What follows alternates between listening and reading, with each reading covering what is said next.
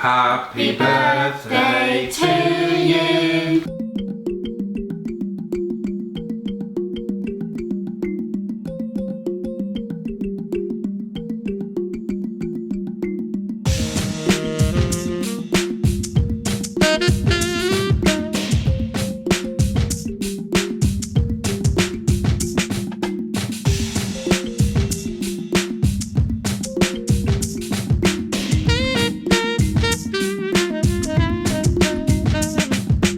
Hi, welcome to the vlog. It's been a few days, nearly a week since our last vlog. Been kind of crazy busy. It was Amy's birthday. Happy birthday to you. And not only did she have kind of like one birthday, but kind of almost 3 birthdays. It was a long weekend. Anyway, the kids have escaped, or we've escaped from the kids. A couple of things have arrived, and I wanted to open them on screen. The first is this, which came from the States today, and it is a phone holder with no description, and it's for an iPhone 7. So whoever sent me this, pretty pointless because I asked for a 7 Plus. Okay, anybody got an iPhone 7, want to review this? Then drop me a message in the box below and you can do that. This one though I ordered myself. Remember I told you on the last vlog about how toolboxes make great cable carriers. I then realised after I made the vlog that the clasp has gone on my toolbox. The problem was I ordered this, I thought it was the same size as the previous one. It isn't. I'm hoping I'll be able to get my cables in it. Let's have a look.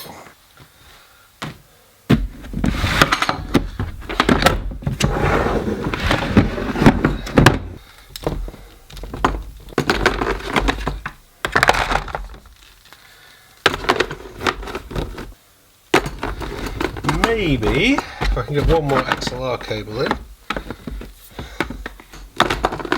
What about the top one going in?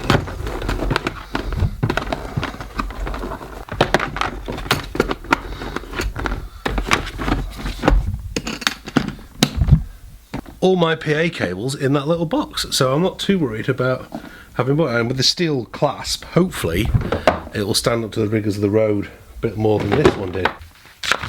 The obligatory YouTube sticker.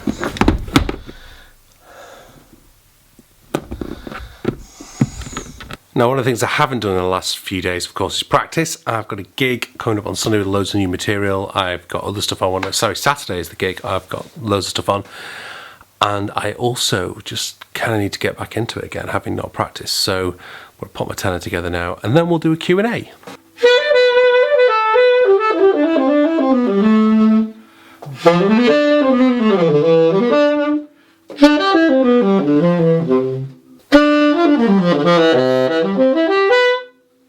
It's quite nice when you find something when you're practicing and it relates back to something you've heard before.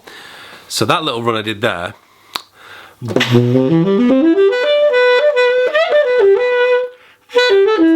is, well, that opening run is in the Copeland Clarinet Concerto, which I used to play on soprano many years ago. I should have said, of course, what I'm playing there is a D minor 13th.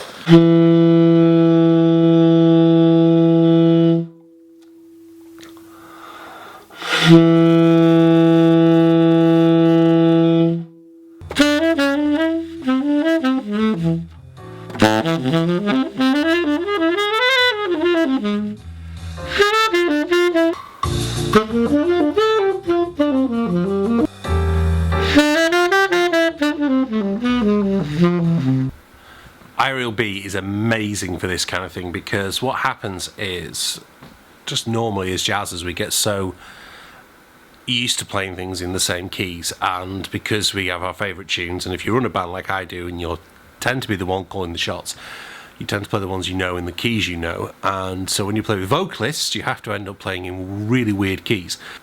But practicing with the Aerial B, just ticking along in those keys, they're not great sounds, but they're just great for going Oh yeah, that capped me out.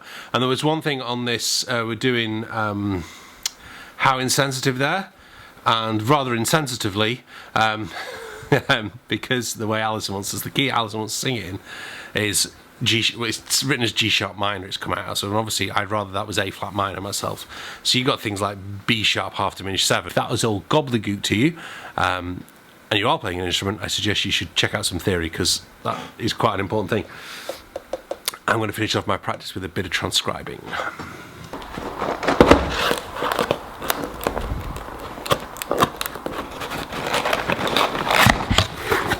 Sorry for the shades inside, just kind of been outside in the sunshine, and delivery has arrived for my coffee. I have tried some of the cheaper coffee. Sorry, the dead cat's in view again. Some of the cheaper Nespresso capsules, but they just don't taste the same. And I do go through it, and whilst you get the saving, you can't compromise on taste, can you? Sun's going in, but do you remember that episode of The Simpsons when Homer tried to build a barbecue? It's one fine looking barbecue pit. Why doesn't mine look like that? Why must life be so hard? Well, I'm trying to dismantle one now and get it off the dump before it starts raining. I've got 2/3 of the way there now. This is the old gas one I haven't used for years. It got badly damaged when we moved into this house, and it's kind of just sat there rusting, so Katie's making me put it away. But it's I've already attacked it with a pitchfork once.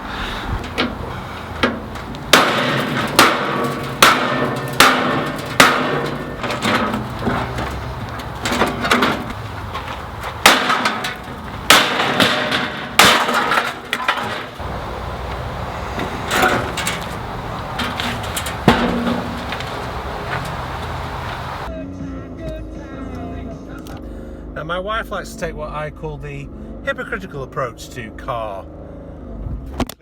That is, she whinges at me like hell if I don't keep things tidy in the house, and I do try, but her car is such a mess, and she leaves me to clean it. So I can kill 2 birds with 1 stone. I can get this stuff off the dump and get her car cleaned as well.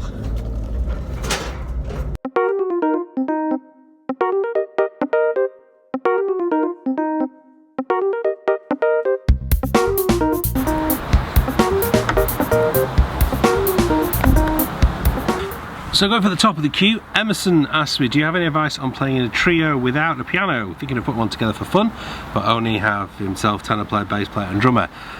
Emerson, great question. I faced that myself a couple of times. I faced it when I was growing up. Well, I'll say growing up, in my late teens. We wanted to put my friend Chris and Glenn. Chris is now called Fat Man Bass or whatever. He plays with the Submotion Orchestra and a load of other people. Here's a picture of him. I hope to get Chris on the vlog one day. That would be really interesting. And Glenn, who we used to call Baldrick. But basically we couldn't find a decent piano player. Little did I know that Jason Walsh, who then went on to play with me, actually lived at the top of my road, and we kind of eventually got together, made a quartet and made our first CD called Question 21, which I'm not ever putting out on on release because it's not that good, but it was never done onto iTunes or anything else like that. So if you do have one, you have a very, very rare copy. I don't even have one anymore of those. Anyway, back to the advice of playing with a trio without a piano. Yes, number one, you have to have an incredible bass player, and I mean that. We did it when we were younger. It was okay, and Chris is fantastic, but it was only really when I moved to Cambridge and I met Joel and Derek, and number one, we couldn't find, well, there's quite a few good piano players around here, but I enjoyed the fact that all the instruments were acoustic. There's a little bit of amplification for the bass, but mostly, you know, it was just piano, saxophone, bass, drums, no piano. And it gives, as I said in that documentary you can watch here, it just gives you so much more scope for exploring the harmony, and you're not kind of pared down by the piano player. But as a saxophone player, yes, listen a lot to the Sonny Rollins trio recordings, like the Live at the Village Vanguard and Blue Note, Way Out West, There's another sunnier one as well, which is Trio, the Joshua Redman Trio's album, Bramford's Trio album, and there's probably loads of other Trio albums that I know of, but I can't remember off the top of my head. But listen, and then play, and then you've kind of got two approaches. The way I did it is I wanted to be able to outline the harmony, so I knew what the changes were inside out, but also as well on some solos just disregard the changes, as it were, and listen to Joel, and wherever Joel could go with it, I would go with it. And of course Derek has a crucial part to play in that, but from a harmonic point of view, it's you and the bass player have to kind of bounce off each other, and you know, if he goes somewhere else, can you go with him? So I would say really listen to those recordings and make sure the bass player does, and then just kind of let it go happen. Jamil M says, can you give me a 2008 MacBook laptop? Maybe one day. Still need it at the moment. Still hoping they'll kind of like need it for these films. Adonis asked me, I'm a beginner, what sax should I start with? Being that I've never learned saxophone before, I'd say Yamaha 280 is my preferred model that I recommend to beginners. I just think it's sturdily, solidly built. The Yamaha 275s before this series, and I can't remember what the series was when I was learning, but they were just really good, well built, well engineered, easy to play saxophones, which at the beginning stage is what you need. Don't forget, if you have any questions, stick them in the comments box or hit me up on Twitter or Facebook. I really need to get the Facebook page kind of up and running again soon. Oh, if you haven't already, 15th of October, make sure you get your tickets for the Celebrating Blue Note gig. Link below. Thank you very much for watching. Bye!